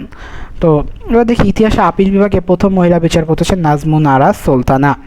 সুপ্রিম কোর্টের অস্থায়ী আসন হচ্ছে ঢাকা। হাইকোর্ট বিভাগের বেঞ্চ হচ্ছে একটি, অত বলে না যে হাইকোর্ট বিভাগের বেঞ্চ এটা করছে ওইটা করছে, তো এই সেই বেঞ্চ, এটার সংখ্যা হচ্ছে একটি। এবার দেখি পাশাপাশি হচ্ছে হাইকোর্ট বিভাগের অস্থায়ী আসন হচ্ছে ঢাকায়, সেটা তো আমরা বললাম একই জিনিস বারবার। অর্থাৎ সুপ্রিম কোর্টেরও অস্থায়ী আসন ঢাকায় আর হাইকোর্ট বিভাগেরও ঢাকায়। বর্তমানে বাংলাদেশের অ্যাটর্নি জেনারেল হচ্ছে মোহাম্মদ আসাদুজ্জামান 17তম। এটা আপনারা দেখে নেবেন, কারণ এটা হয়তো বা নির্বাচনের আগে ছিল বা তখন আসলে এই বইটা বা যেটা থেকে আসলে এটা তথ্য নেওয়া হয়েছে ওটা হয়তো আপডেট হয় নাই। আপনারা রিসেন্টলি এটা একটু দেখে নেবেন, কারণ পরবর্তীতে দেখি যে প্রধান বিচারপতির পরামর্শকালে বিচারপতি নিয়োগ দেন হচ্ছে রাষ্ট্রপতি, অর্থাৎ রাষ্ট্রপতিকে প্রধান বিচারপতি নিয়োগের জন্য সাহায্য করে থাকে স্যার, কারণ তিনি তো আসলে জানে না বা অত ক্ষেত্রে তো তার নেই, কিন্তু প্রধান বিচারপতি জানে যে তার ফিল্ডে কে বস, তো তাকে যদি সে আনে তাহলে তার কর্ম করতে বা কাজকর্ম করতে সুবিধা হবে।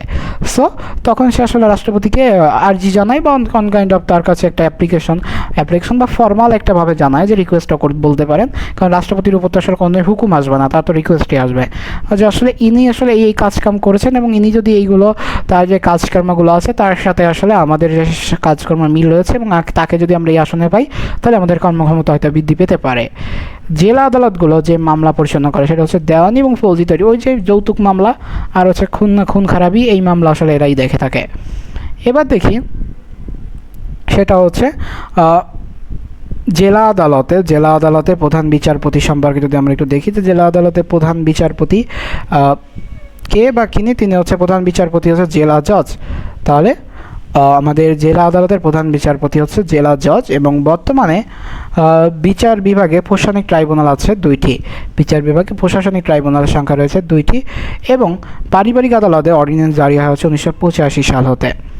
দেশের সর্বনিম্ন আদালত হচ্ছে পল্লী আদালত বা গ্রাম্য আদালত, যদি ইউনিয়ন পরিষদ হয়, কিন্তু এটা আসলে একটা পক্ষপাতিত্ব দেখা যায়, কারণ ইউনিয়ন পরিষদে আসলে যাদের আধিক্য বেশি বা যাদের পাওয়ার বেশি তারা তো এখানে বিচারটা দিতে যাবে, যার কারণে এইটার গ্রহণযোগ্যতা জনগণের ভিতরে এখনও কিন্তু সেভাবে আসে নাই, এবং এইটার সদস্য হচ্ছে 5 জন। পাশাপাশি যদি দেখি যে 3 পার্বত্য অর্থাৎ রাঙ্গামাটি বান্দরবন এবং খাগড়াছড়ি জেলা ও দায়রা জজ আদালত চালু হয়েছে 1 জুলাই 2008। এবার দেখি বাংলাদেশের শাসন ব্যবস্থা। তো বাংলাদেশের শাসন ব্যবস্থা কীভাবে কী কাজ করে সেটা যদি আমরা দেখি, তো বাংলাদেশের শাসন ব্যবস্থা ধরুন হচ্ছে সংসদীয় বা কি পার্লামেন্টারি। বাংলাদেশের সর্বোচ্চ রাষ্ট্রীয় ক্ষমতার অধিকার আছে রাষ্ট্রপতি বা প্রেসিডেন্ট। বাংলাদেশের বর্তমান সরকার প্রধান উপদেষ্টা ডক্টর মোহাম্মদ ইউনূস না, এখানে হচ্ছে প্রধানমন্ত্রী তারেক রহমান। বাংলাদেশের বর্তমান স্থানীয় সরকার ব্যবস্থা চালু হয় কত সালে? এটা হচ্ছে 3 স্তরে, জেলা পরিষদ, উপজেলা পরিষদ এবং ইউনিয়ন পরিষদ। তিনটা ধাপে আসলে এটা বিভক্ত হয়, এবং ইউনিয়নের পরিবর্তে সেটা কী রয়েছে, সিটি কর্পোরেশন আমরা যেটাকে বলি। স্থানীয় সরকারের সর্বোচ্চ স্তর কি? স্থানীয় সরকারের সর্বোচ্চ স্তর হচ্ছে জেলা পরিষদ, সর্বোচ্চ স্তর বলা হয়ে থাকে জেলা পরিষদকে। পল্লী অঞ্চলে নিম্নতম স্বায়ত্তশাসিত প্রতিষ্ঠান হচ্ছে ইউনিয়ন পরিষদ। শহরাঞ্চলে নিম্নতম স্বায়ত্তশাসিত প্রতিষ্ঠান হচ্ছে পৌরসভা, অর্থাৎ একক হচ্ছে পৌরসভা বা ইউনিয়ন পরিষদ। বর্তমানে সক্রিয় স্থানীয় সরকার হচ্ছে উপজেলা পরিষদ এবং ইউনিয়ন পরিষদ। জেলা পরিষদ বা উপজেলা পরিষদ বা ইউনিয়ন পরিষদের মেয়াদকাল 5 বছর। এবার দেখব যে এখানে বলেছে যে জেলা পরিষদ গঠিত হয় হচ্ছে কত সালে, সেটা হচ্ছে গঠিত হয় কয়জন, 21 জন প্রতিনিধি নিয়ে, 1 জন চেয়ারম্যান, 15 জন সদস্য এবং সংরক্ষিত আসনে 5 জন মহিলা সদস্য রয়েছে।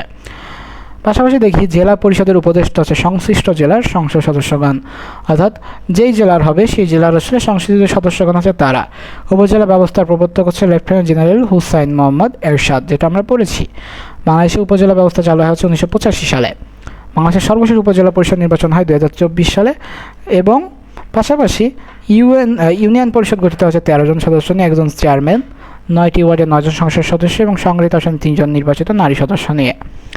পৌরসভা চেয়ারম্যানের বর্তমান পদবি হচ্ছে মেয়র, অর্থাৎ মেয়র বলা হয়, দেখেন না যে ঢাকা উত্তর সিটি, দক্ষিণ সিটির মেয়র, ওইটার মেয়র, এটাই। তো এরপরে হচ্ছে পৌরসভার কমিশনারদের বর্তমান পদবি হচ্ছে কাউন্সিলর। তো পৌরসভা যারা আসলে প্রতিটা ওয়ার্ড অর্থাৎ তারা হচ্ছে কমিশনার বলা হয় থাকে। স্থানীয় সরকার কোনো দেশের বিভিন্ন এলাকাকে ক্ষুদ্র এলাকাতে করারোপ সহ সীমিত ক্ষমতা দান করে যে তারা আসলে স্থানীয় কর্তৃপক্ষ গঠন করা হয়। বর্তমানে নিষ্ক্রিয় স্থানীয় সরকার হচ্ছে জেলা পরিষদ, অর্থাৎ এটাকে এখন নিষ্ক্রিয় আছে। জেলা পরিষদ বা উপজেলা পরিষদের মেয়াদ 5 বছর। পার্বত্য জেলা পরিষদ 3টি পার্বত্য জেলা মিলিয়ে 1 জন চেয়ারম্যান এবং 33 জন সদস্য রয়েছে। কিভাবে আমরা জেলা পরিষদের যদি গঠন দেখি, জেলা পরিষদে আসলে 21 জন থাকবে, কিন্তু ওইখানে সব মিলে 33 জন রাখা হয়েছে যেহেতু 3টা জেলা। ইউনিয়ন পরিষদে নারীদের সংগৃহীত আসনের বিধান করা হয়েছে 1997 সাল হতে। ঢাকা সিটি কর্পোরেশনের সদর দপ্তর হচ্ছে নগর ভবন, এবং একজন সিটি কর্পোরেশনের যিনি আসলে মেয়র থাকে তাকে কি বলা থাকে? নগর পিতা। তাকে বলা থাকে কি? নগর পিতা। আপনারা কিন্তু তা জানেন যে তাকে কিন্তু নগর পিতা বলা হয়ে থাকে। বাংলাদেশের শিক্ষা ব্যবস্থা যদি দেখি, আসলে সাক্ষরতা আন্দোলন, বাংলাদেশে মোট নিরক্ষরমুক্ত জেলা আছে 7টি, অর্থাৎ এখানে শতভাগ শিক্ষিত লোক। বাংলাদেশের প্রথম নিরক্ষরমুক্ত গ্রাম হচ্ছে ঠাকুরগাঁও জেলার সালন্দ ইউনিয়নের কুচিবাড়ি কৃষ্ণপুর গ্রাম।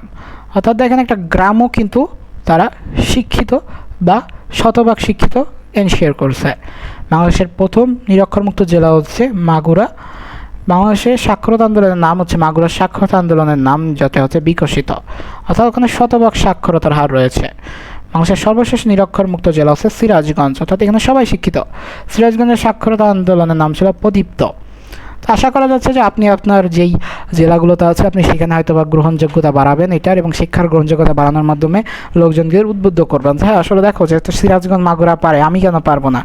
আপনার বাড়ি যদি হয় ব্রাহ্মণবাড়িয়া, তো আপনি শেখাতেই পারেন, কিন্তু মায়ের যা খাবেন তা হচ্ছে আপনার নিজস্ব, অর্থাৎ ওইটা আপনার পুঁজি। এখন ঠান্ডা এলাকায় শেখাতে গেলে আসলে জিনিসটার সমস্যা নাই, কিন্তু গরম এলাকায় শেখাতে গেলে একটু মায়ের তো খাওয়া লাগবেই। যদিও যদি শিখে মায়েরটার খেয়েটা যদি শিখাতে পারেন তাও তো আলহামদুলিল্লাহ। এবার দেখি মোবাইল কোম্পানির সমূহ।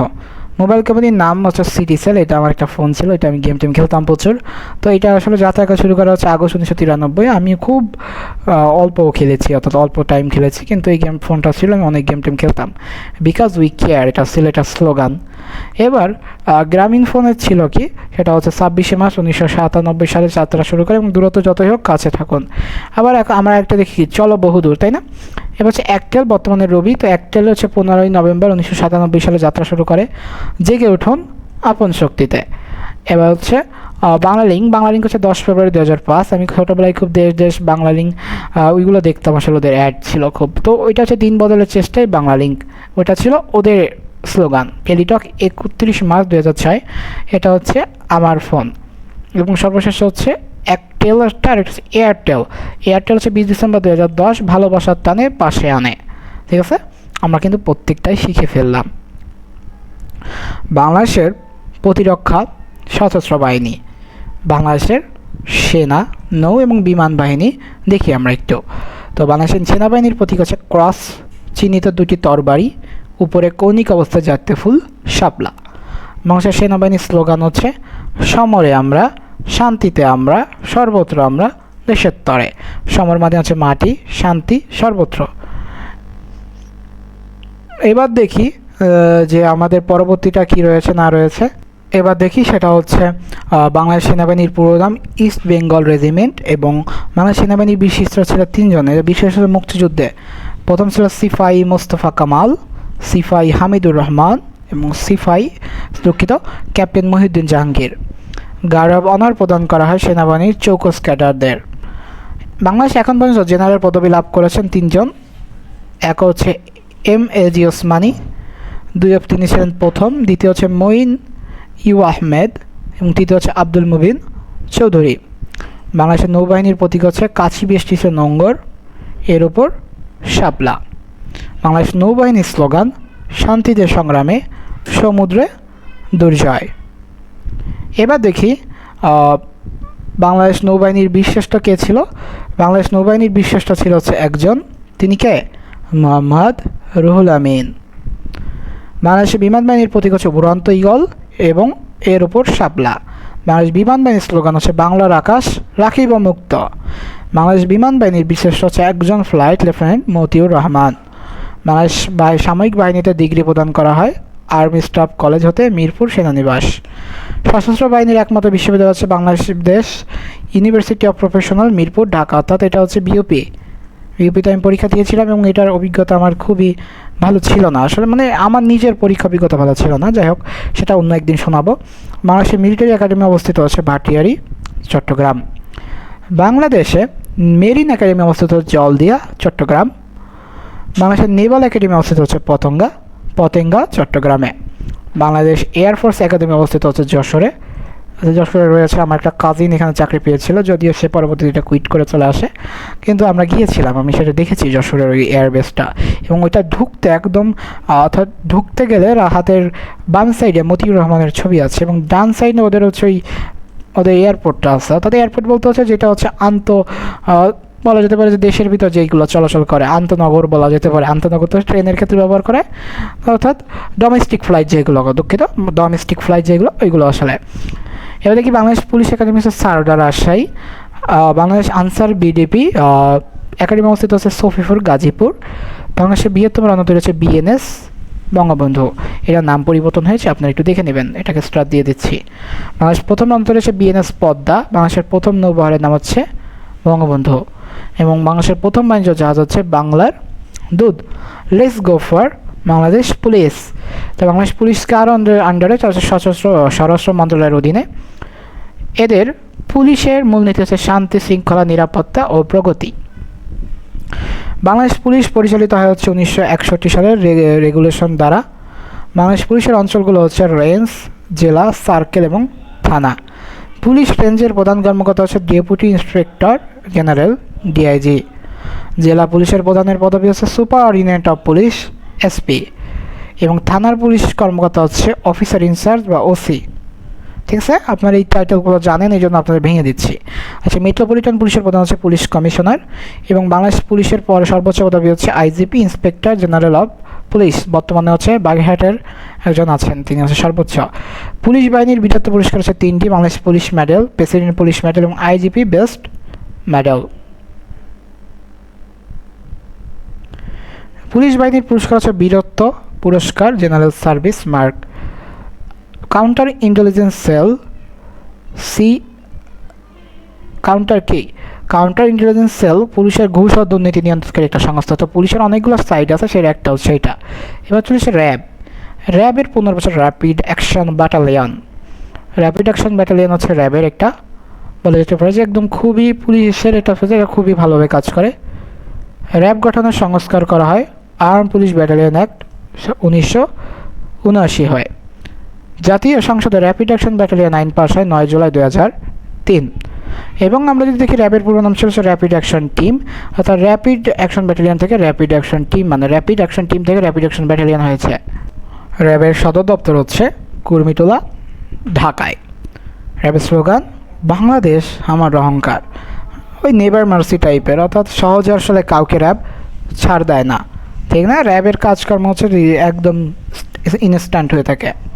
তাহলে আমরা দেখতে পারলাম যে আসলে র্যাবের যে স্লোগানটা বাংলাদেশ আমার অহংকার, এবং র্যাবের বিভক্ত ব্যাটালিয়ন রয়েছে 12টি। আমরা জানি র্যাব 1, 2, 3, 4 এরকম আছে। কিন্তু দেশে প্রথমবারের মতো মহিলা র্যাব সদস্যরা কার্যক্রম শুরু করা হচ্ছে 10 অক্টোবর 2005। যে র্যাবের কালো কাপড় পরা।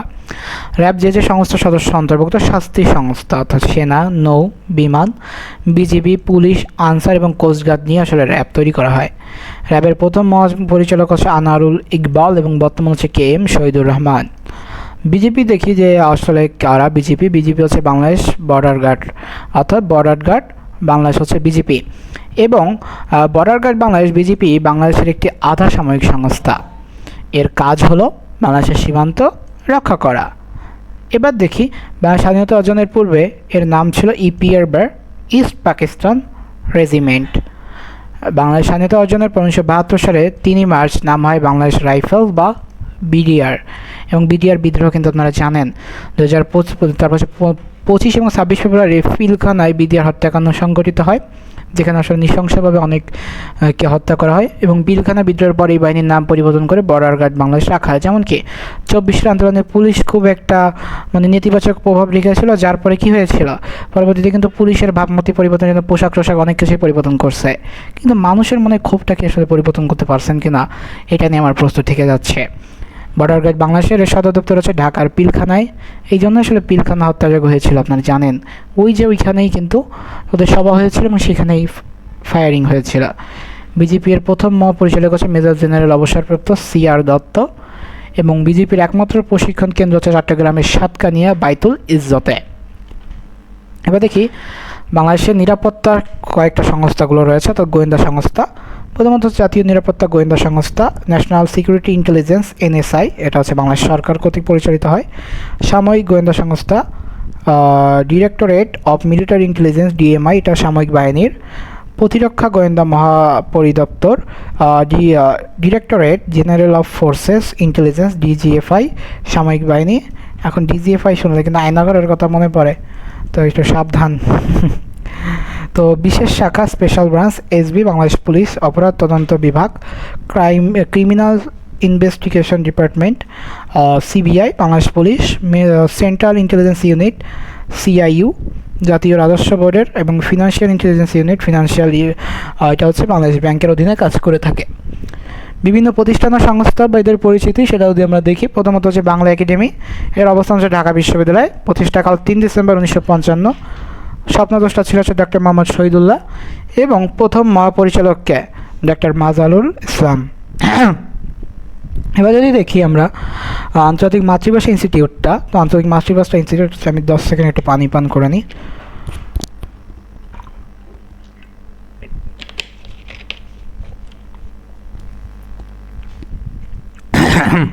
যাই হোক, আন্তর্জাতিক মাতৃভাষা ইনস্টিটিউট সেগুনবাগিচা ঢাকায় অবস্থিত। 21 ফেব্রুয়ারি 2010 এটা প্রতিষ্ঠাকাল এবং এটা হচ্ছে শেখ হাসিনা প্রতিষ্ঠা করে। এবং পাশাপাশি দেখেন বাংলা সহ সব ভাষার গবেষণা এবং উন্নয়ন সংরক্ষণ সমন্বয় সাধন করা হচ্ছে এদের কাজ। বাংলাদেশ এশিয়াটিক সোসাইটি নিমতলী ঢাকা নামকরণ করে 1971 সালে নামকরণ করা এবং 1784 সালে কলকাতায় প্রতিষ্ঠিত হয় স্যার উইলিয়াম জোন্স। এবং উন্নত গবেষণা, মানুষ ও প্রকৃতি, সমাজের গভীর জ্ঞান ইত্যাদি অনুসন্ধান। জাতীয় অর্থনৈতিক কাউন্সিলের নির্বাহী কমিটি একনেক, এটা হচ্ছে প্রতিষ্ঠা হচ্ছে 1982 সালে। এই কমিটি প্রকল্প অনুমোদন করে থাকে। বাংলাদেশ পল্লী উন্নয়ন একাডেমি BARD, কোটবাড়ি, কুমিল্লা, 1959 সালে আক্তার আমিদ খান পল্লী এলাকার দারিদ্র্য বিমোচন। জাতীয় পর্যায়ে এবার দেখি হচ্ছে বাংলাদেশের ক্রীড়া শিক্ষা প্রতিষ্ঠান BKSP, যেখান থেকে অনেক ক্রিকেটার উঠে এসেছে, মুশফিক বা সাকিব আল হাসান বা মুশফিকুর রহিম, অন্যান্য ক্রিকেটার এখান থেকে উঠে এসেছে। তো এটা হচ্ছে জিরানি সাবার, 1986 সালে প্রতিষ্ঠিত হয়। জাতীয় পর্যায়ে খেলাধুলার মান উন্নয়ন, আন্তর্জাতিক ক্রীড়াঙ্গনে বাংলাদেশের অবস্থানকে সম্মানজনক অবস্থায় উন্নতি করা হচ্ছে এদের লক্ষ্য। বাংলাদেশ লোক প্রশাসন প্রশিক্ষণ কেন্দ্র BPATC সাভার ঢাকা, 1984 সালে প্রতিষ্ঠিত। এবং এটা হচ্ছে বাংলাদেশ সরকারি কর্ম কমিশন কর্তৃক বাছাইকৃত ক্যাডার ও উচ্চপদস্থ, অর্থাৎ ক্যাডার এবং উচ্চপদস্থ যারা রয়েছেন সরকারি কর্মকর্তাদের জ্ঞান ও দক্ষতা উন্নয়নের লক্ষ্যে সাধারণ ও মৌলিক বিষয়ে প্রশিক্ষণ দিয়ে থাকে। আমরা আসলে প্রত্যেকটা জিনিসই কিন্তু এইভাবে দেখেন ধরে ধরে আগাচ্ছি এবং এইভাবেই ধরে ধরে আসলে প্রত্যেকটা জিনিসই পড়ব। এবার দেখি পরবর্তী যেটি রয়েছে সেটি হচ্ছে আমাদের FBCCI, federation of Bangladesh chamber of commerce and industry, 1973 সালে প্রতিষ্ঠা এবং ব্যবসায়ীদের একটি শীর্ষ সংগঠন। আর নিপ্রোট হচ্ছে national institute of population research and training, Azimpur ঢাকায় অবস্থিত, 1977 সালে প্রতিষ্ঠিত হয় এবং জনসংখ্যা বিষয়ক প্রতিষ্ঠান। এবার দেখি এটা হচ্ছে বিশ্ব সাহিত্য কেন্দ্র, এটার বই আমরা পড়েছি ক্লাস 7, আমি একটা বই পেয়েওছিলাম গিফট, সবগুলো বই পড়ে একটা এক্সাম দিয়ে ওইটা উত্তীর্ণ হওয়ার মাধ্যমে। বাংলা মোটর 1982 সালে প্রতিষ্ঠা হয়। অধ্যাপক আবদুল্লাহ আবু সাইদ। আলোকিত মানুষ তৈরি হচ্ছে এদের মূল লক্ষ্য। এদের টাইটেলটা হচ্ছিল আলোকিত মানুষ চাই, মনে আছে কি না? আলোকিত মানুষ চাই ছিল এদের টাইটেল। পেট্রো বাংলা সেগুনবাগিচা ঢাকা, 1974 সালে প্রতিষ্ঠিত হয়। বাংলাদেশ রসায়ন শিল্প সংস্থা BCIC, মতিঝিল ঢাকা, জুলাই 1976 শিল্পের মনোনয়ন। Bangladesh criminal industries corporation, chemical industries corporation দুঃখিত, উৎপাদন ও বাজারজাতকরণ। রাজু ঘোষের রাজধানী উন্নয়ন কর্তৃপক্ষ, মতিঝিল ঢাকা, এটা ইংলিশে চলে এসেছে, 30 এপ্রিল 1987। এবার দেখি বাংলাদেশ মহাকাশ গবেষণা ও দূর অনুধাবন প্রতিষ্ঠান স্পারসো, আগারগাঁও ঢাকা, 1980 সালে। প্রতিরক্ষা মন্ত্রণালয়ের আওতাধীন মহাকাশ গবেষণা দূর অনুধাবন কেন্দ্র হিসেবে এটা প্রতিষ্ঠিত। বাংলাদেশ বিজ্ঞান ও শিক্ষা গবেষণা পরিষদ BCSIR, সায়েন্স ল্যাবরেটরি ঢাকা, 1955 সালে প্রতিষ্ঠিত হয়। এবার দেখি সেটা হচ্ছে Islamic foundation Bangladesh, Agargaon Dhaka, 28 March 1975। এবং উদীচী শিল্প গোষ্ঠী, এটা হচ্ছে 29 অক্টোবর 1968, সত্যেন সেন সালে এটার প্রতিষ্ঠাতা। বাংলাদেশের NGOগুলো দেখি, প্রথম হচ্ছে Bangladesh rural advancement committee, BRAC, Fazle Hasan আবেদের প্রতিষ্ঠাকাল 1972। Cooperative American relief everywhere care, এটা হচ্ছে আমেরিকান NGO কেয়ার, বিশ্বের অন্যতম বৃহৎ রিলিফ সংস্থা। সৌহার্দ্য নামের একটি প্রকল্প রয়েছে। অ্যাসোসিয়েশন ফর সোশ্যাল অ্যাডভান্সমেন্ট, আশা, মোহাম্মদ শফিকুল হক চৌধুরী, 1978 সালে প্রতিষ্ঠা হয়। বিশ্বের সর্ববৃহৎ স্বনির্ভরশীল ক্ষুদ্র ঋণ প্রদানকারী প্রতিষ্ঠান। মুসলিম এইড, 1991 সালে প্রতিষ্ঠা হয় এবং এটা হচ্ছে প্রাকৃতিক দুর্যোগ, জাতীয় সংকট এবং দারিদ্র পীড়িত মানুষের জন্য এটি কাজ করে থাকে। বাংলাদেশের স্বাস্থ্য ও চিকিৎসা ব্যবস্থা, আন্তর্জাতিক উদ্রাময় রোগ গবেষণা কেন্দ্র ICDDRB, international centre for diarrhoeal disease research Bangladesh, এটা অবস্থান মহাখালী ঢাকা, কলেরা হাসপাতাল নামে পরিচিত। পাশাপাশি যদি দেখি সেটা হচ্ছে কি প্রতিষ্ঠাকাল হচ্ছে 1978 সাল, আবিষ্কার হচ্ছে খাবার, স্যালাইন এবং বেবি জিঙ্ক। অর্জন ছিল বিল গেটস পদক 2001। IEDCR institution of epidemiology, disease control and research, রোগতত্ত্ব, রোগ নিয়ন্ত্রণ এবং গবেষণা ইনস্টিটিউট। আইইডিসিআর স্বাস্থ্য মন্ত্রণালয়ের আওতাধীন বাংলাদেশ সরকারের একটি গবেষণা ইনস্টিটিউট, যা বাংলাদেশের মহামারী এবং সংক্রামক ব্যাধি গবেষণা ও রোগ নিয়ন্ত্রণ করে থাকে। যারা আসলে করোনা নিয়েও কিন্তু অনেক কিছু করেছে, অর্থাৎ অনেক রিসার্চ অনেক কিছু করেছে। এবার হচ্ছে এটি 1976 সালে ঢাকার মহাখালীতে প্রতিষ্ঠিত হয়। বর্তমানে মহাশয় ডাক্তার তাহমিনা শিন। দেখি বারডেম হচ্ছে 1956 সালে 28 ফেব্রুয়ারি বাংলাদেশের জাতীয় অধ্যাপক ডাক্তার মোহাম্মদ ইব্রাহিমের উদ্যোগে বাংলাদেশ ডায়াবেটিক সোসাইটি প্রতিষ্ঠিত হয়।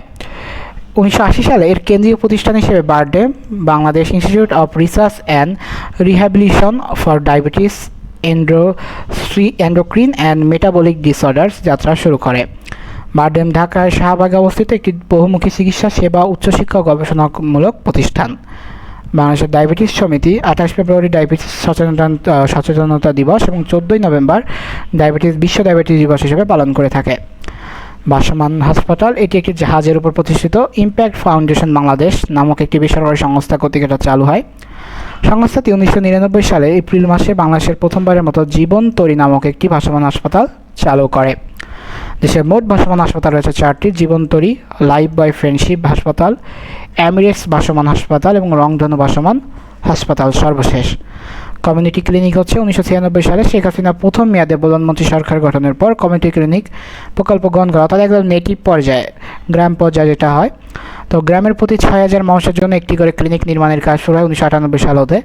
বর্তমানে মোট 14,154টি কমিউনিটি ক্লিনিক নির্মাণ সম্পন্ন হয়েছে এবং 14,127টি কমিউনিটি ক্লিনিকে কোভিড ভ্যাকসিন প্রদান সহ প্রাথমিক স্বাস্থ্য, পরিবার পরিকল্পনা ও পুষ্টি সেবা চালু রয়েছে। 2000 সালে 26 এপ্রিল প্রধানমন্ত্রী শেখ হাসিনা গোপালগঞ্জের টুঙ্গিপাড়া উপজেলা পাটগাটি ইউনিয়নে গিমাডাঙ্গা কমিউনিটি ক্লিনিক উদ্বোধন করেন। সরকার হিসেবে বর্তমানে সারা দেশে 13,960টি ক্লিনিক চালু অবস্থায় আছে এবং 123টি চালু হওয়ার অপেক্ষা রয়েছে। এসব ক্লিনিকে দৈনিক গড়ে 30 জন মানুষ সেবা গ্রহণ করে। এটা আসলে জাস্ট পরিসংখ্যানে, আসলে দেখা যাবে যে এত লোক করেও না, কমিউনিটি ক্লিনিকে ডাক্তার থাকেও না, কমিউনিটি ক্লিনিক বেশিরভাগ সময় তালাবদ্ধ থাকে।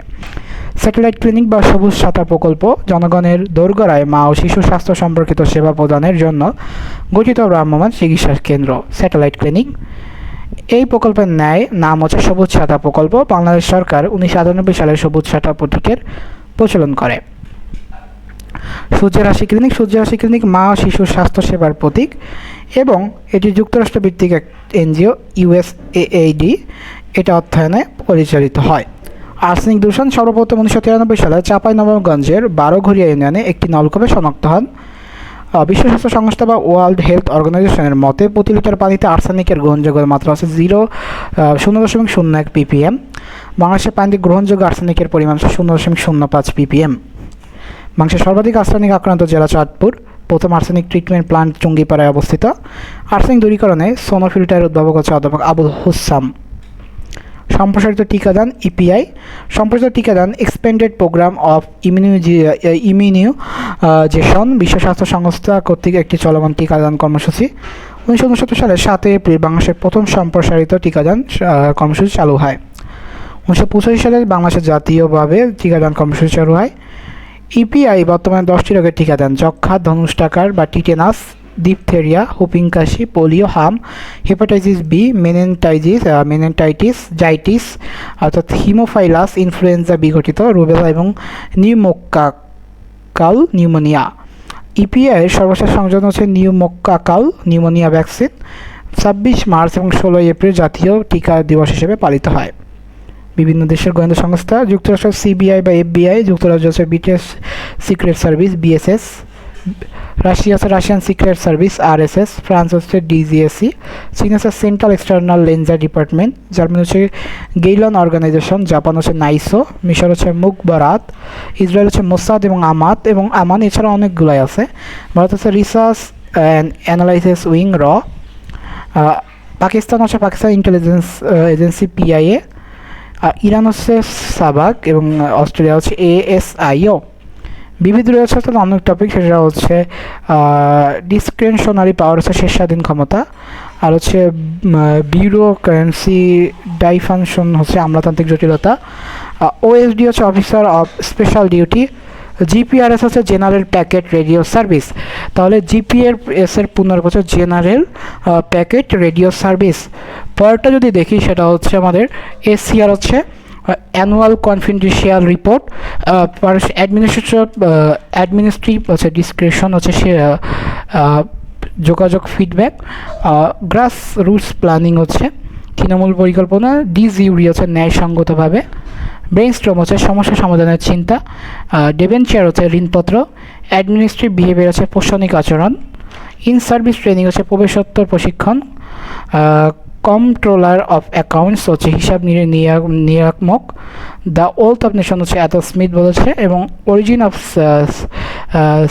স্পাইসেস সেপিয়াস দেশ হচ্ছে চার্লস ডারউইন। লিভিং হিস্ট্রি হচ্ছে হার্লি ক্লিন্টন। দ্য প্রিন্স হচ্ছে ম্যাকভিলি।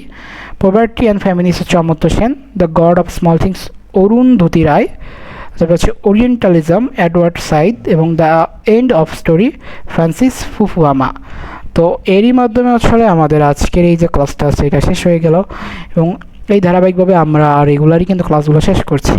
তো আপনারা চাইলেই কোর্সে ভর্তি হতে পারেন, দেখেন ডিটেলস কিন্তু দেওয়াই আছে এবং ভিডিওর প্রথমেও বলেছিলাম। তো আসলে চাইলেই কিউআর কোডটা স্ক্যান করে বা এই যে প্রদত্ত নাম্বার 013030222944 এই নাম্বারে যোগাযোগ করেই ভর্তি হতে পারেন। তো দেখা হচ্ছে পরবর্তী ক্লাসে। সে অবধি সুস্থ থাকেন, সুন্দর থাকেন, পড়াশোনার সাথে থাকেন। আসসালামু আলাইকুম।